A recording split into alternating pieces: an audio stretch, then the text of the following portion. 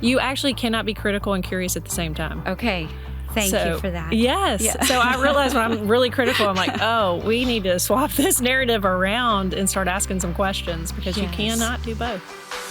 Welcome to the Ministry Wives and Women podcast. This is a place where we openly address the challenging realities of ministry and point one another to Jesus and the gospel. Whether you're thriving, barely holding on, or somewhere in between, you are not alone. I'm Andrea Griffith, and each episode brings honest conversations, biblical encouragement, and stories from women who understand this calling.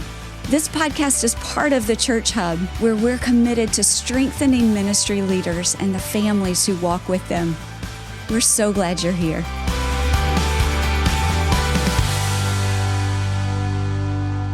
Well, welcome to the Church Hub podcast. I'm Andrea Griffith. I'll be your host today, and I'm so excited because I have my good friend Angela Davis who is here with me today.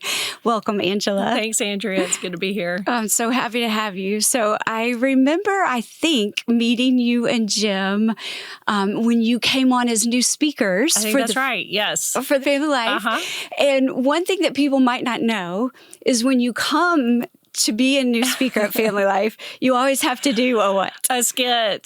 My goodness, yes. And do you remember yours and Jim's? I do. We did the Saturday Night Live weekend update. Yes. So we were the anchors. I can't remember who did that for Saturday, Norm Macdonald and somebody else. Yeah. So we basically just spent our time roasting why skits are terrible and how bad it is that Family Life asked us to do this. Yes. Probably made fun of everyone. Yes, and your skit was the best one that year. Thanks. By far. It was great. We had a great time doing it. I mean, we were cracking ourselves up. We were laughing so hard, but we were like, this is either going to get us kicked off the team because we've offended everyone, maybe even Dennis Rainey because we made fun of Arkansas. Or it could go really well. And it went really well. Trust me, all of us in the audience were also laughing. Good. It was great. You did a great job. And then I think the next time I ran into you was in San Antonio, Texas, where we were piloting the Weekend to Remember, the updated version. And I got to know you sitting in a gondola. That's right. Yeah. Totally forgot that. Yeah, going through the canals in San Antonio. Yes. So I remember some things that you said there. Okay. But could you just tell our listeners a little bit about you and your experience in ministry? Because it's a lot. Sure. So, well, if you hear my accent, you know I'm obviously from the South. I'm from Mississippi, and I grew up there, went to college there, and then thought I was going to, go into a career, but God really changed my heart through crew at Ole Miss. And I decided to intern for just a year. God, I'm only going to intern for a year. And I did. And then, of course, I did what a lot of people do. I came on staff after that 1-year internship, spent a couple years in Mississippi at both Ole Miss and State, and then ended up going overseas to Italy on stint, which is where I met Jim, my husband, which is a cool story. And then we stayed there long-term on long-term campus staff for about 3 years that time, so 4 years total. Moved back to Mississippi. Overall, we're on staff with crew for about 14 years, going between Italy and Mississippi a couple of times. Okay. Yes. So I was going to say, not everybody knows what stint is. Yes, that's true. Short-term international trip. I think maybe it was the last T. I'm not sure. But. Okay. So you were doing mission work. Yes. Between Italy and Mississippi for how many years? About 14, all with college kids. That was the common denominator. Okay. Yeah. Okay. And so when you left Italy, where did you go? We went back to Mississippi, but instead of Starkville, where Mississippi State is, we went to Ole Miss. And we ended up, Jim came off staff at that point. I stayed on. He became a pastor at a local church. And we were in Oxford for about 6 years before a church here in Orlando asked him to be the pastor. And we moved here about a little over 7 years ago now. Yeah. And that's how we came to know you guys. So Angela is a counselor. Yes. She's a mom of 4, the wife of Jim Davis, as you just said, Yes. who is the pastor at Orlando Grace. Correct. Yeah. So how many years total have y'all been in ministry? Oh, gosh. I've never even really counted it up. Yeah. 20 plus. 20 plus years. Yeah. And how many years has he been a pastor? Let's see, maybe about 13 now. Okay. So 13 years, raising 4 kids. Yes. Getting your master's degree, all the things. He got his master's degree too. Yeah, so it's been a ride. Yeah. Well, I know a little bit about your story and just some of the resilience that you've had to have, both you and Jim, with health things, with schooling, with raising 4 kids. Yes. And now working as a counselor. And I would love to be one of your counselees, by the way. Just one time you said something to me and it was so great and strong. And it's just been something that I've carried in my soul. And so I'm like, man, if I could get that every week, I'm in. Thanks, Andrea. I mean, I'm going to credit the Holy Spirit with that, but I'm glad. Yes. So as a counselor, as a pastor's wife, as a mom of 4 kids, how do you maintain your own emotional and spiritual health while you're supporting all these other people and all of these other things that you're juggling? What does that look like for you? Well, I mean, and I think we'll probably get into how this fleshes out as we talk, but basically I really do need to have close friends. Yeah. I mean, community is so important. So I have the people I feel safe with that I can talk about what's going on in my life because I know myself. That helps go into counseling and kind of understanding my story and maybe the ways that I cope in a negative way. Yeah. One of the ways that I do that is I isolate or I stuff it. Me too. I don't want to deal with emotions. I'd rather distract myself. And so I've had to learn that is, the way I will go if I'm not in community and if I don't have people asking me good questions or giving me space to talk about what's going on. So that's hugely important. I also think my time in the Word and my relationship with God is so important because my job is to sit with people who are going through hard things and who are suffering. And sometimes we can sit together for years, and I know at times I can lose hope. Yeah. And my job is to hold out hope for this person. And when I start feeling like, oh God, like I'm struggling here to find the hope. I have to keep going back to Him through prayer, through remembering what His Word says about who He is and how He shows up for us, so that I can come back in the room day in and day out and hold out hope for not just myself, but other people. Yeah. So being connected to Him is hugely important. And then I think knowing what's mine to carry and what's not.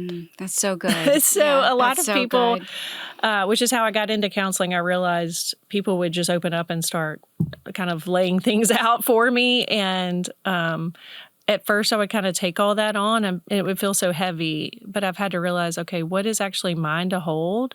Or what is mine to kind of, I listen and I help in the moment, but I have to let it go because it's not mine to carry. That's so good. I know recently I've done a tool that I draw a big circle of God's sovereignty. Yes. And the circle represents all of His sovereignty. And then I draw a small circle for what's actually mine. And when I can get those two right, it's so freeing. Absolutely. But I don't often live it out very well, which is why I have to draw it. Sometimes you think that big circle is yours. Exactly. I live as if that big circle is mine, which is why I need just the exercise of sitting down and drawing it. What is actually mine? That makes sense. Yeah. That's got to visually see it sometimes. I do, and write it out. So can you share about a time that you remember? We've been talking about this time on our podcast on resiliency. Okay.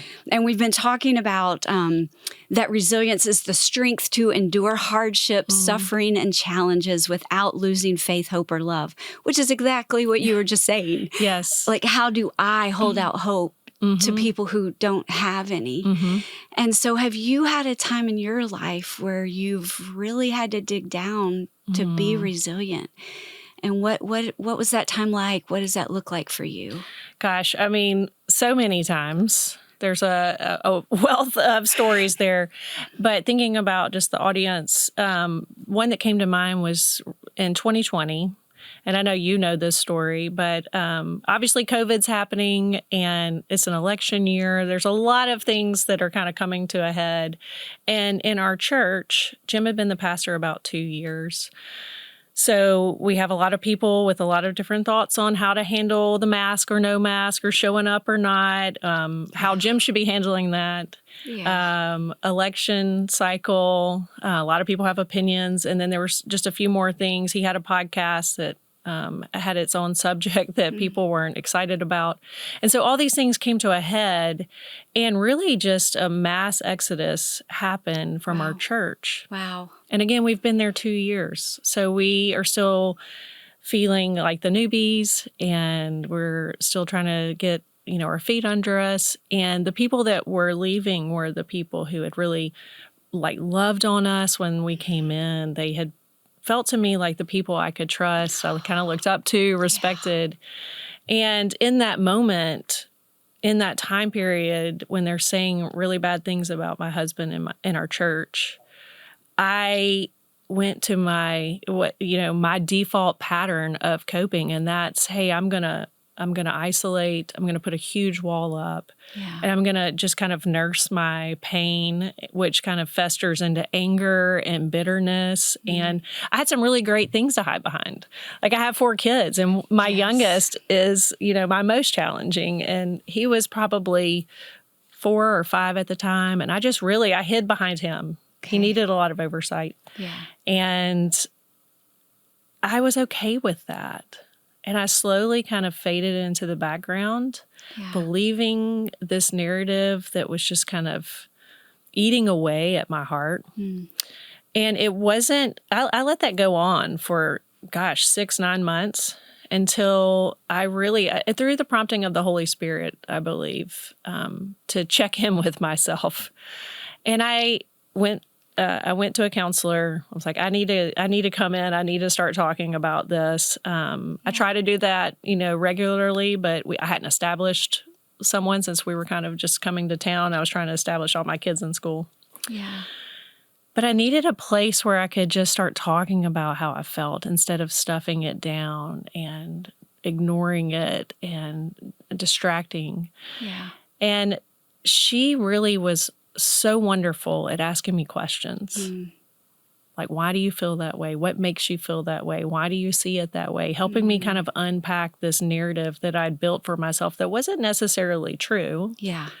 But yet at the same time, giving me empathy and really, I'm trying to think of the word, normalizing how I felt. Yeah. And that was healing for me. Yeah. So that was one of the biggest things, was going somewhere where I could talk to someone. Now, that doesn't have to be a counselor. I also, in that time period, was developing good friends. That's great. That felt safe and that held space for me. And then also with Jim. So I didn't do it well in the beginning. I had to learn that my default pattern was not good. Yes. And start to realize, okay, what do I need to put into my life that can help me find the resiliency I need to move through this hurtful time, and start to ask, instead of just how I see it, what might God want to be doing inside of me, inside of my husband, inside of this church? Like, what is he up to? Yeah. Could I be curious about that instead of just angry about my experience? That's all so good. I have so many thoughts running through my head. I'm thinking about the scripture where David says, you became my enemy, you who were my friend. If it was someone, way out on the outskirts that was leaving, I wouldn't care so much. But you were my companion, David said. And it sounds like that's exactly what you guys were experiencing. And I think that's very typical, sad to say. And I think that's why it hurts so much. Yes. It's the people that we least expect to leave. And you're right. Yes. They're the ones leaving, and that's what takes us so off guard. And even just hearing your self-awareness to be able to eventually see. And I'm the same way. I withdraw, and then I'm like, wait, why am I way over here? Yes. And I have to trace it back. Oh, because I withdrew because of that pain or whatever it was. But your self-awareness to be able to say, okay, that's my pattern. Yours is withdrawing. That's mine. What are some other that you see typically when we're in pain? Yeah, some ways that we maybe cope that aren't so great. Yes. Well, I think some of the most popular ones are stuffing it, numbing it with a lot of different things that we can numb with, right? Yeah. There's lots of opportunity. Yeah. Distracting ourselves by not thinking about it or focusing Yes. on something else like I did with the kids. Yeah. And they don't even they're not necessarily bad things. No, they're not. I distract myself with a fiction book. Okay, yes. But I've had television shows, Yes. fiction books. Yeah. Absolutely. Yeah. Social media, scrolling on your phone. Yes. And maybe it's okay to step out for a little bit to get my equilibrium. But how often? Right. And how long? Exactly. Am I staying? Yes. Yeah. What are some other things you've seen? There are ways that that's kind of more of like we're getting out of our window of tolerance type of thing. We can't really be present in the motion because we're emotionally dysregulated. So we might go to fight and flight, which is like pushing us towards action. I'm either going to fight back with you. Yeah. So maybe I'm going to say something really nasty. Yeah. Or I'm going to run away. Yeah. And then we can freeze or fawn. Like we're just, we're not really there. We have kind of shut down. Yes. Depression can look like that at times. Anxiety would be more over here with the fight and flight, and depression would be more in the freeze and fawn. Like I'm trying to get back into your good graces. I'll do whatever I need to do to make you want me again or accept me. Yeah. So there are ways that we definitely just our default patterns when we aren't able to really be present. Yeah. And as pastors' wives, there are so many expectations, I think, on us. And so a lot of times we disappoint people. Yes. And so what do I now do with the fact that this person is disappointed with me? I can either distract myself, I can just withdraw, I can somehow try to fight back. I love what you just said about I can cave and try to appease, try so hard to appease. And I kind of see myself really in all of those. Yeah. And I'm hoping our listeners are listening to see, where am I? What is my default pattern in that? And you mentioned how you started to see that and going to a counselor. Yes. And mentioned how she asked such great questions. Yes. What did those questions do for you? So I think one of the things that most counselors would do, or at least the ones that I know that were trained in the same way I was, is we try to understand what's going underneath. Yeah. What is the story I've been telling myself? Yeah. So we all kind of create these narratives, especially when we isolate. We create our own narrative about what happened. And alone, we will embed that narrative with guilt, with shame, with anger, with bitterness. Yeah. And that becomes the story. Yeah. And so we need people who, and this is what's happening in the therapeutic setting. You have someone who is sitting with you, holding a space for you to be able to show up and tell your story. And they're going to ask you questions that's going to help you really understand, okay, so how did we get here? What are the elements that created this? Yeah. Now, are there places that we're overlooking, like maybe where you were resilient or where someone did support you or you are seeing growth? Like, how have you grown through this? So like good. Some elements of our story that we're missing. Yeah. How to celebrate the wins. How to celebrate the wins. How to see the wins and then celebrate. Yeah. Yeah. But even bigger than that, and I will try to put this in a nutshell because attachment, I don't know if you're familiar with the term attachment or attachment theory. Like that's really where I come from as a counselor. And in a nutshell, that's basically kind of understanding how we do relationships. Yeah. So obviously God created us to, we're born in this world wanting to be seen. Yeah. We're wanting to be soothed. That's what our parents do for us. They emotionally regulate us as children. Yeah. We want to feel safe and we want to feel secure. And so that starts in infancy, right? Like how your caregivers show up and meet those needs. Yeah.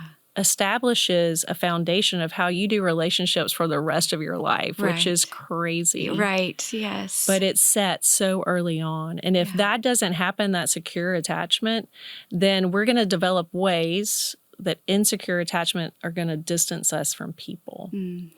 And so that could look like, well, I don't trust people because I'm afraid I'm going to be hurt or I'm going to be betrayed or abandoned or I just can't trust others. I don't want them to think I'm weak. Yeah. And so we kind of build these walls, distance ourselves. And in therapy, that's a great place that week after week you show up and someone is consistently there.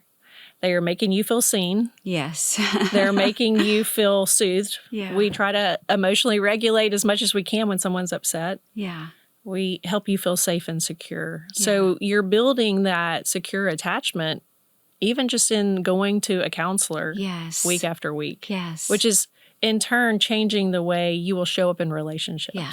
It's changing the way I'm going to relate to others. Yeah. Yeah. I've had a couple times that I've gone to counseling, and it has been so helpful. I remember a season after we had planted our church, Gospel City in Granger, and we'd been fostering a little boy for 5 years. And COVID was happening, and I didn't realize it, but I had an autoimmune, and I was really hurting. And I couldn't figure out what is happening to me. Like, I just knew something is way off, and I don't know what it is. So Scary. It was very scary. And because I was like, am I losing my mind? Like, what is happening? And so just finding a counselor and being able to go every week and just talk. And as I would share, she would mirror back to me and she would just say, wow, there's a lot of hurt. Yeah. I'm hearing a lot of hurt. But as I talked, I'm an outward processor anyway. Yeah. So I hear things as I'm saying them and starting to see the false narrative that I was living in. Yeah. And it's almost like this little prison. Exactly. You don't even know you're in it. Yes. Until you start to see it. And once you start pushing on the walls, at least for me, the walls were really flimsy. And but I didn't even know to push on them. Right. Until I was going to counseling and then hearing her just kind of mirror back to me, and then to be able to push on those walls. And every time I'd leave, I felt lighter. I felt ready to re-engage back into all that God had called me to do. Yes. And so I'm a huge, huge fan of counseling. Good. I mean, I am too, obviously. But we, it doesn't have to just be a counselor. Like, we can have gospel friends who will show up for us in the same way. Yes. They just have to be people that you feel like you can be vulnerable with, who are trustworthy, who are curious. Yeah. Like they're not critical of you, but they're curious about what's going on. That's basically what counseling is. We're just curious people about what's happening underneath for you. Yeah, that's such a good word, to stay curious. Because if I stay curious, I'm not defensive. Exactly. I'm leaning in to try to find out more. Yeah. You actually cannot be critical and curious at the same time. Okay. Thank you for that. Yes. Yeah. So I realized when I'm really critical, I'm like, oh, we need to swap this narrative around and start asking some questions, because you cannot do both. Yes, you're right. So I've heard both times as you've been talking, you've mentioned having good friends, like gospel friends. So one of the things that is true about pastors' wives, if you look at surveys, if you are able to talk to some of them, all the research tells us that pastors and wives are some of the loneliest people on the planet. So I would just ask you that question, how? Like, let's say I'm that person. I don't feel safe talking to women in my church. Yeah. I may not even feel safe talking to the elders' wives because, I mean, those elders are my husband's bosses. Right. So if there's something, really bad going on, and I'm not feeling safe, I'm not feeling seen because I'm running around putting out all the fires in the church, dealing with my own kids. Yes. I'm watching myself isolate. I don't have those friends. How do I find them? Yeah.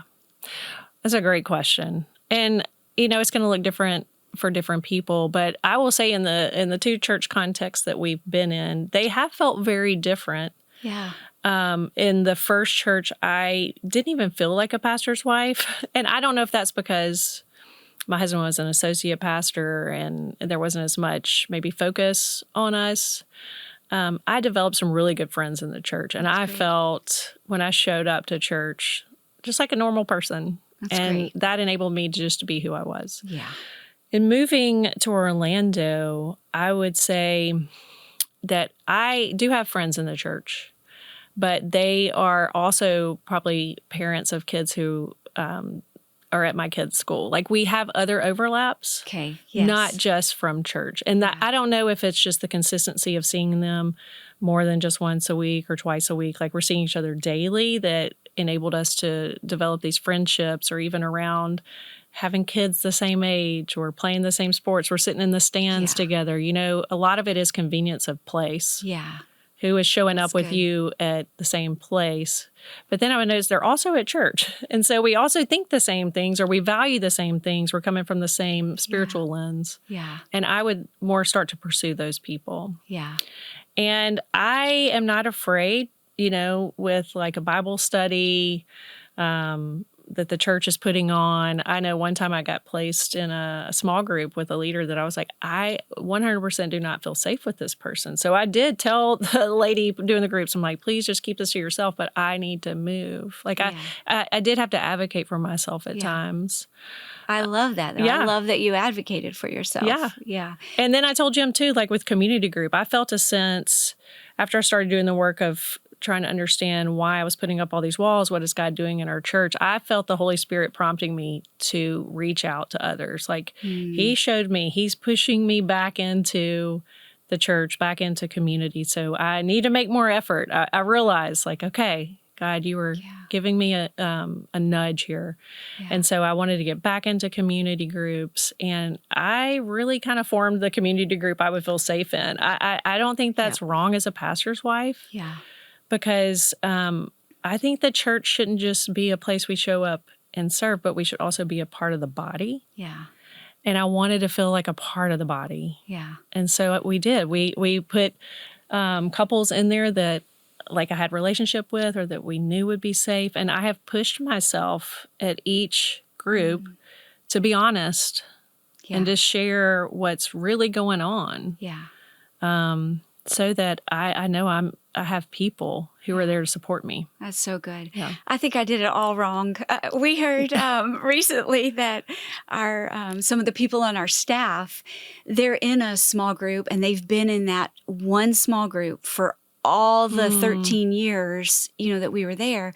And it was exactly what you said. They found people that they felt safe. Yeah. And they could be honest and they could be real. I think every time I showed up at church, I just felt like it was to give. Mm-hmm. And so I would try to, I didn't even try. People would say, this is the woman that is the most needy. She's in Andrea's group. Oh, you know, or things like that. And it's taken me a really long time to learn everything you just said, that it's okay to seek out those safe people. Yes.